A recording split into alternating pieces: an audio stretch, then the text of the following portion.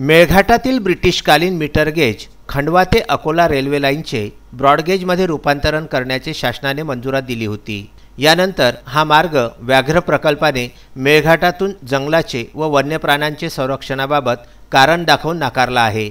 आता हा मार्ग जळगावकडून नेण्याबाबत तयारी सुरू असून याचा तीव्र विरोध मेळघाटातील समस्त नागरिकांचा दिसून येत आहे। यासोबतच मेळघाटचे आमदार राजकुमार पटेल यांनी रेल्वे बचाव समितीला संबोधित करताना सांगितले की रेल्वे मार्ग हा मेळघाटचा होता व हा मेळघाटाचाच राहिला पाहिजे। जर हा मार्ग मेळघाटाच्या बाहेरून नेण्यात आला तर याचा तीव्र निषेध करत प्रहार जनशक्ती पक्षाच्या शेकडो कार्यकर्त्यांसोबत दिल्ली येथे धडकून संसद भवनाचा घेराव करणार असल्याची त्यांनी यावेळी माहिती दिली।